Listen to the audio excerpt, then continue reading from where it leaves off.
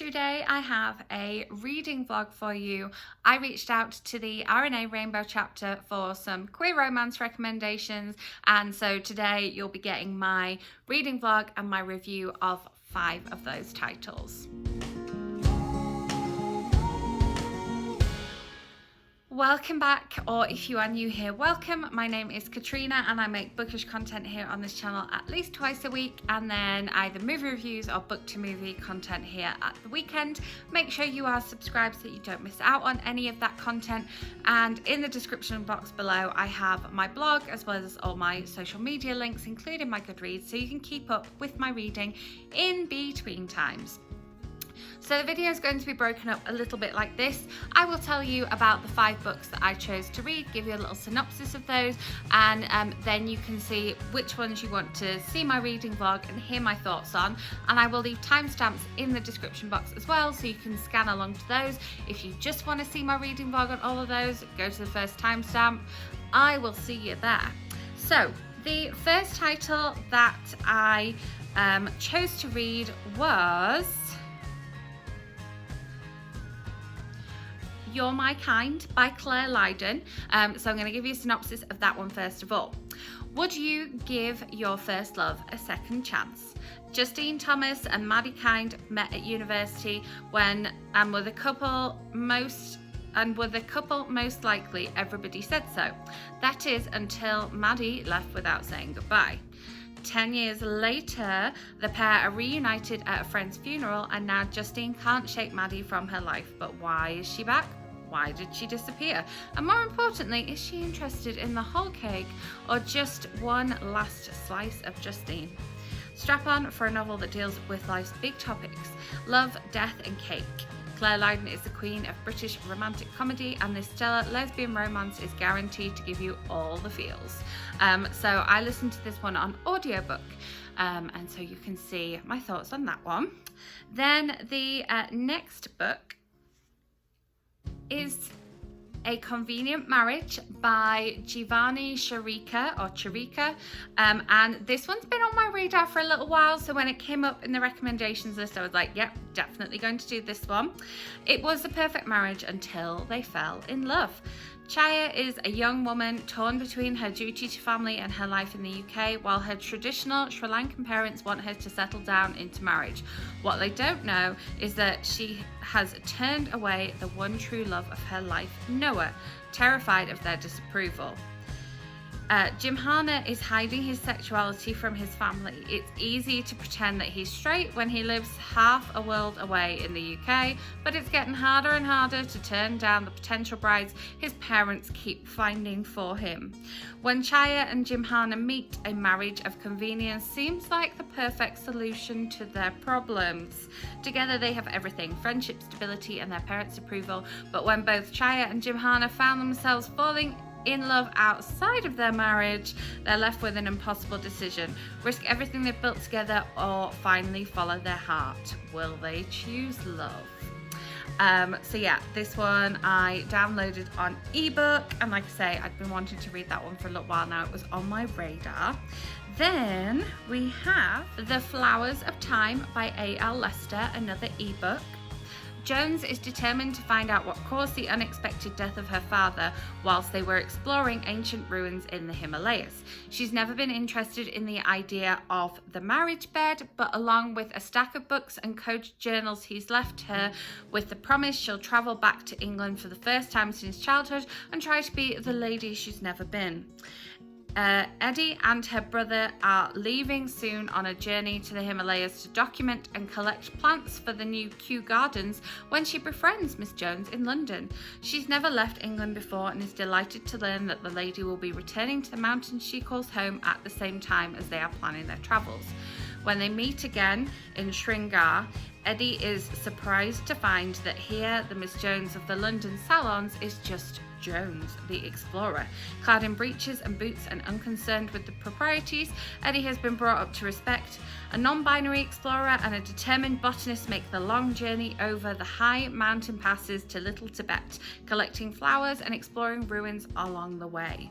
Will Jones discover the root of the mysterious deaths of her parents? Will she confide in Eddie and allow her to help in the quest?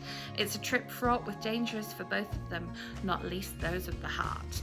So I'm not sure if it's Eddie or Edie. When I was reading this one, I read it as Eddie, so it's E-D-I-E.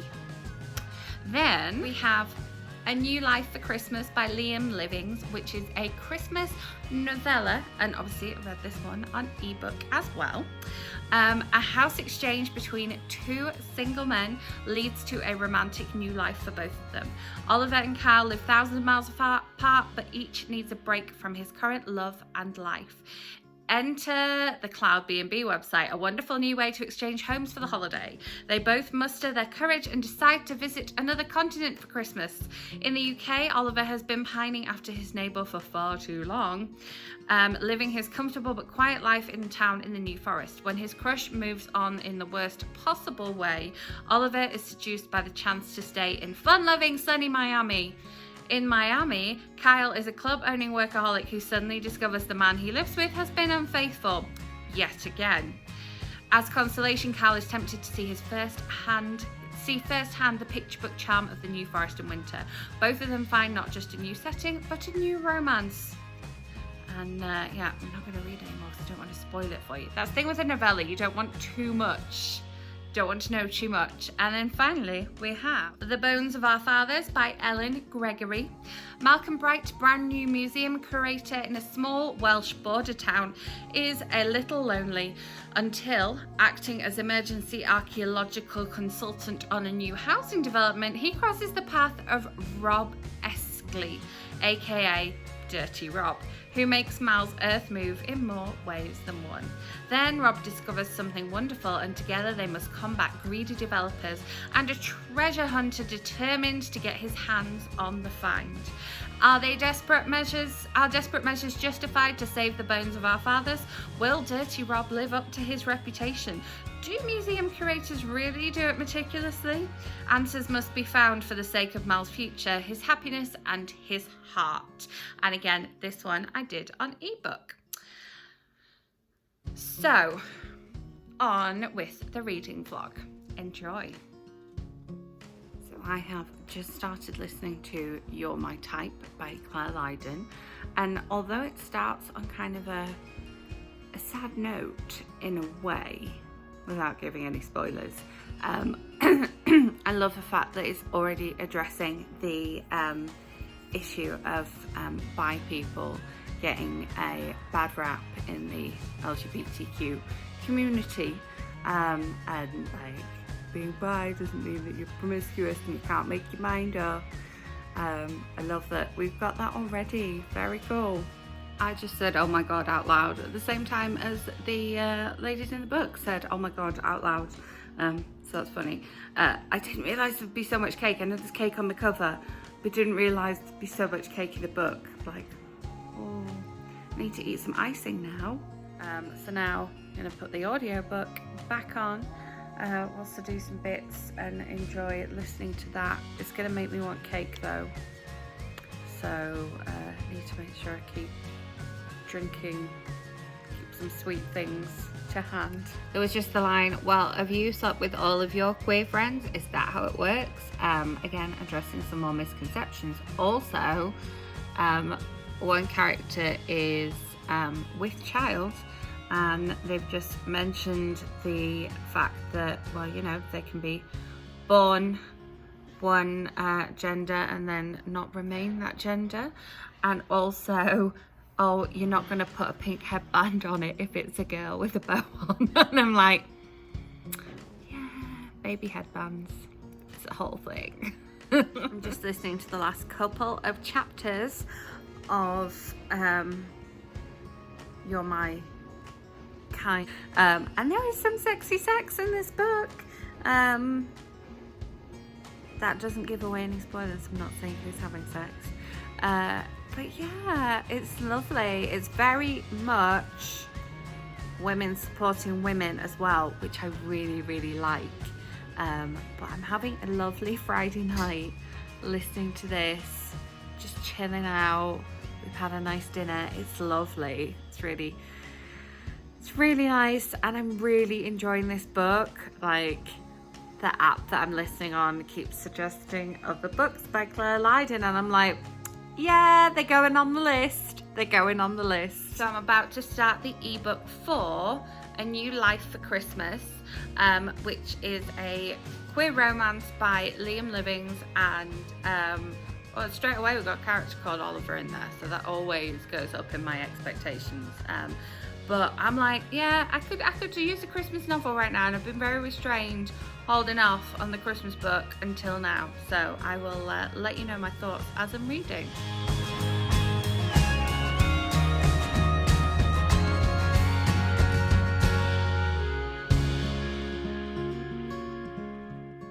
He's talking about the fact that he has to drive a long way to get any like gay clubs or drag clubs, and he lives in this small village, and all I can think of is the Little Britain sketch about being the only gay in the village. Like, yeah, he lives in Hampshire, it's fine. We just had the line, who called you? I didn't order an interfering lesbian. I love it. Well, this is basically a version of The Holiday. So I love that movie. Love the book so far. It's like a little bit of Christmas, a little bit of like angsty romance. Yeah, I'm 30% into it, and I'm just really enjoying it in the sunshine. It's very nice. What do you think? Did I get a big enough coffee? I think it's got some beautiful layering going on. Look at that. Oh, anyway, this isn't a Katrina's coffee vlog, although most of my vlogs do turn into that anyway. So I'm just going to sit outside with my coffee for a little bit and get on with reading about the Christmas. It's very exciting. So I'm now just over halfway, and if you like the movie The Holiday, you'll love this book. It's got that same like romantic aspect to it, but because you're reading it on the page, the kind of like chemistry build up between some of the characters is hotter, because you're having to kind of wait and read and see, and you kind of like get the like physical action, and then you get the thoughts behind it. So it's sexy, and I'm enjoying it so far, but it is just exactly the same as The Holiday, but with non-straight romance, which we like. But it's just delved into the complicated ins and outs of adoption, not in a kind of procedural way, but just covered how difficult it can be, and how it's not always as black as white as it seems. And then we've moved on to movie rom-coms, so I'm loving the rest of it as well. The fact that this is all kind of based on a movie rom-com, and then they're talking about other movie rom-coms. Love it. Okay, I've had a moment that's bothered me. They're talking about New Year's Eve and what they're doing for New Year's Eve, and he says, oh yeah, you're coming to my New Year's Eve, and then he's like, oh, but I didn't know when you were flying back, and he says, I'm flying back New Year's Eve. I'm like, yes, but if you're flying back New Year's Eve, you land New Year's Day. And I've just double checked, and I can't see any flights to Miami. There are some like New York flights you can get where you leave really early in the morning and you fly all day and you get there at night, but I can't see any Miami flights that do that. And it's really bugging me. I'm really worried that he thinks he's getting back New Year's Eve, and he's not. He's going to land New Year's Day, so I'm hoping it gets addressed. I'm gonna find out. And yeah, I did check flights right now. New Year's Eve. Could just no. Like, he could fly to New York the night before and fly out of JFK or LaGuardia and do one of those day flights, but otherwise people are going to be disappointed. So I started listening to A Convenient Marriage. It jumps about a bit, so you have to keep track of which time frame you're on, but I like the fact that we've gone from like Oxford to London. I really like Chea as a character so far, but I like the fact that we've got two narratives going on, so I'm literally just 10% in. I will update you when I have read some more. So I've just got to 40% of the book, and I'm really enjoying it so far. I like the fact that we switched between 1995 and 2005, and we switched between our two characters. We have a nice open discussion around mental health. We have a nice male-female friendship with no sort of romance in there, but they both are like actively looking for romance with other people, which is cool. Yeah, I'm just waiting to see if there's the romance is going to pick up a little bit, but we've had bits set in Oxford, London and Sri Lanka, which has been quite cool, and I think they're both Sri Lankan. I think I'm picking up on that. I feel like I should know that at 40% of the book, but we're there. But yeah, it's just keeping track in your mind of which time frame you're in. But I really like their friendship, and I love the open discussion of mental health, which is very cool. Well, it's nearly June, so naturally we're having a pumpkin spice coffee, but because it's June, we're doing it over ice. Oh yeah.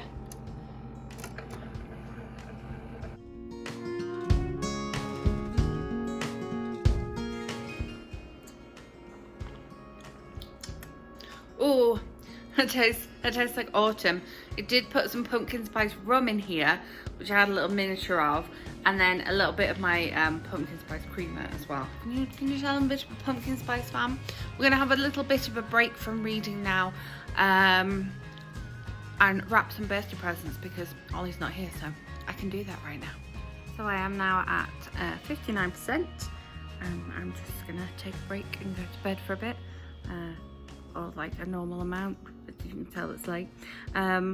She just said that when she's in on her own, when she's just her, she'll have leftovers or toast for dinner.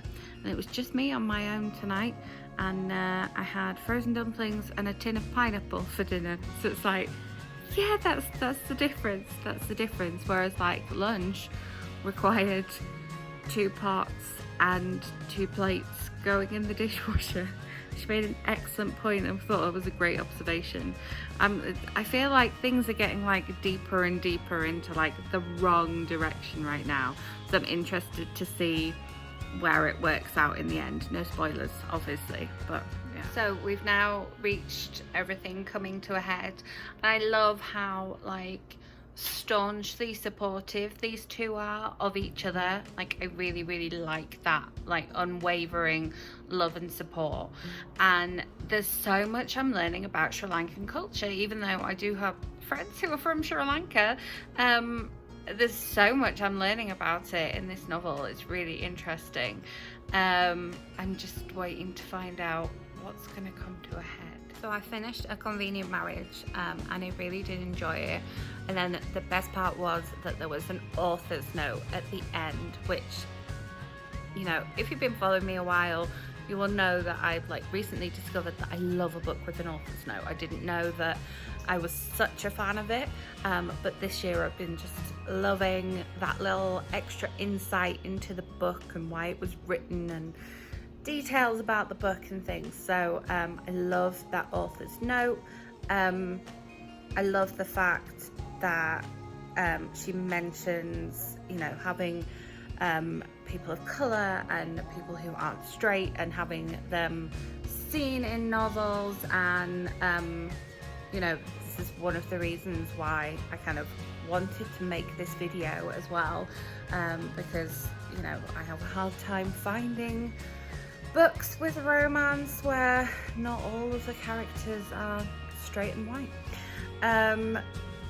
So yeah, I will say personally for me it was just ever so slightly on the long side, and it's not that I'm not a fan of a long book, but it just, some points I felt like, okay, you know, maybe pick up the pace just a little bit, but on the whole I liked what it was saying. I liked the fact that we got like 2 points of view and sort of 2 timelines, but then a third timeline, and I like the setting as well. I don't think I've read anything set kind of in and around Sri Lanka as well.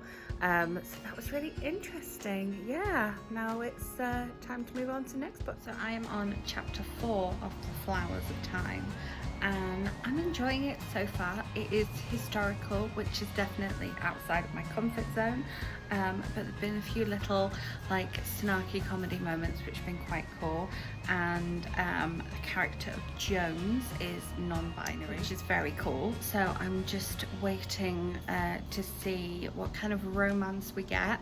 At the minute it's interesting because it's historical, which normally isn't my jam, but it's basically like a road trip novel, but obviously not like driving, but I'm like, oh, it's a road trip thing. I love those, so thinking about it like that right now. And I went and got coffee. We're nearly done with the coffee now. It's just like the foam left, but it's nice tasting foam. So I'm just chilling out before the rain comes. Well, there's been some exciting bits and some slightly scary bits for various different reasons, no spoilers, and now we're getting a little bit romantic.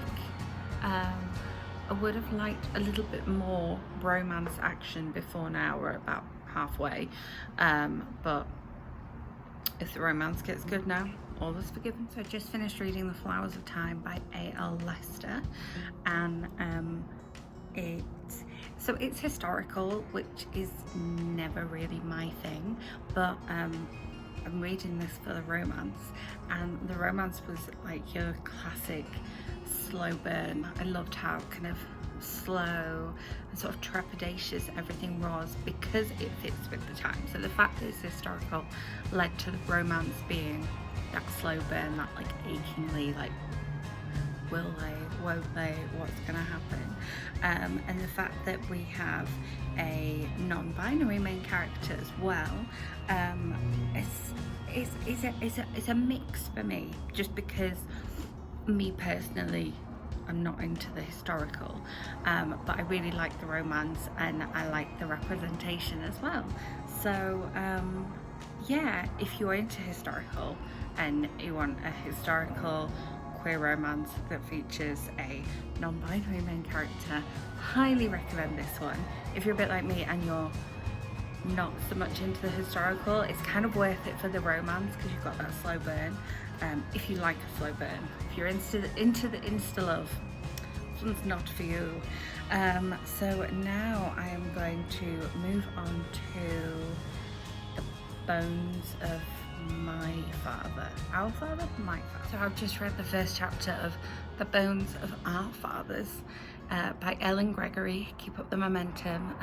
So far we've got an archaeologist, small town, and it's funny so far. I like it, and it's set in modern times, but also set around like historical archives and libraries and things. So we'll see how it pans out, but the first chapter's made me laugh a couple of times, so that's cool. So we've had the meet cute in a pub over a pool table.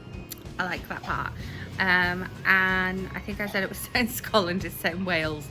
I apologise for that, but yeah, I'm enjoying it so far. I'm interested to see where it goes. There's been some talk of, you know, moving on from sort of 80s style homophobia, so I like that. We just had Marks and Spencer's and Hobnobs in the one paragraph, making me feel very homesick, like a trip to Marks and Spencer's or a chocolate hobnob right now.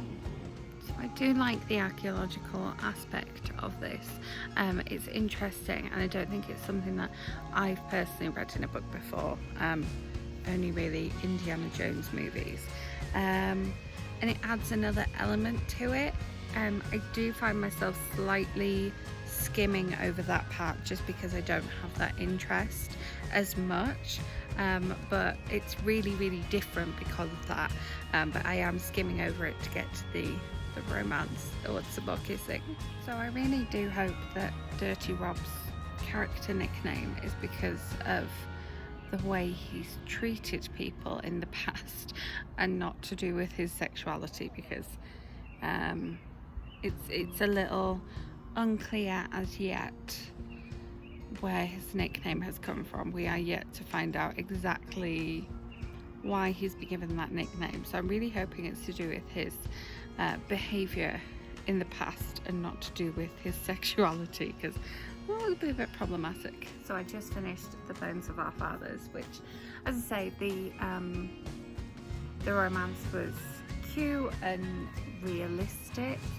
And I was definitely in it more for the romance, but it was really interesting having that sort of archaeological museum type of twist on it. I haven't read anything set in Wales for a long time as well, so that was an interesting one.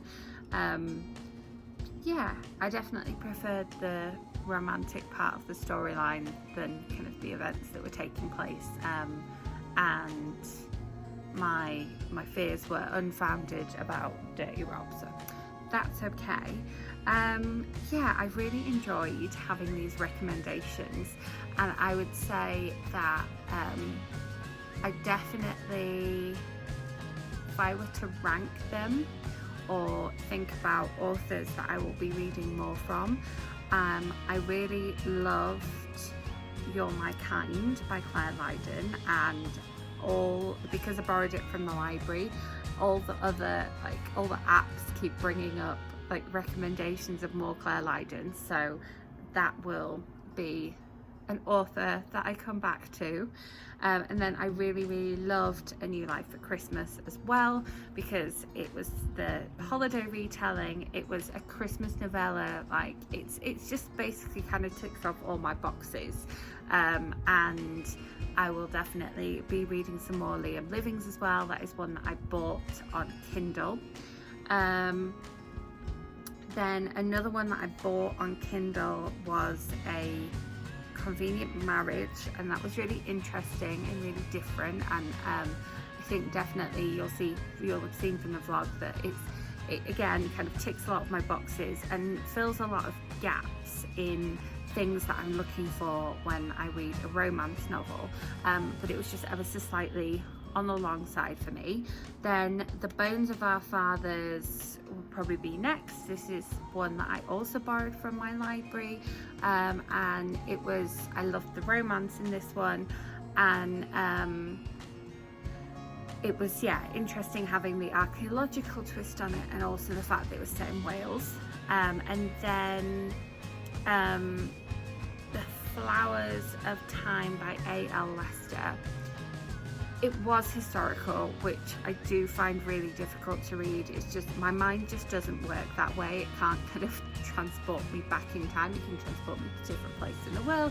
It can jump around timelines, but transporting my mind back in time is just not something that I can do easily, and that's, I hold my hands up and admit that. But I really wanted to read this one because it had a non-binary character, and as I said, as I was vlogging about it, it's kind of a road trip book. It's a slow burn romance, and so when you take away the fact that it's historical, it does become something that I really enjoy. So it's been really good to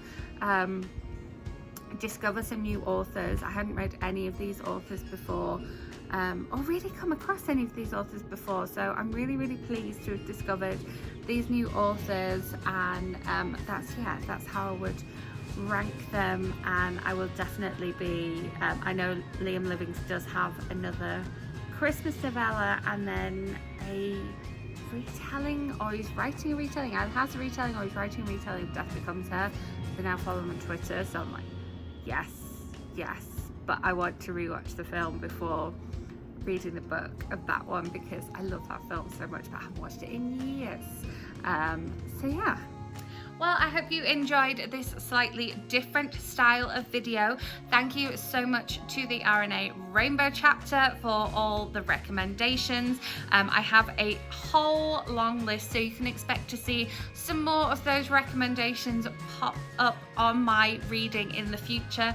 So make sure you are subscribed so you don't miss out on that. If you enjoyed this video, give it a thumbs up. Let me know in the comments from my vlogging and reviewing process which of the books you are most interested in reading, and I will be back with another video very soon, so I will see you then. Thanks for watching.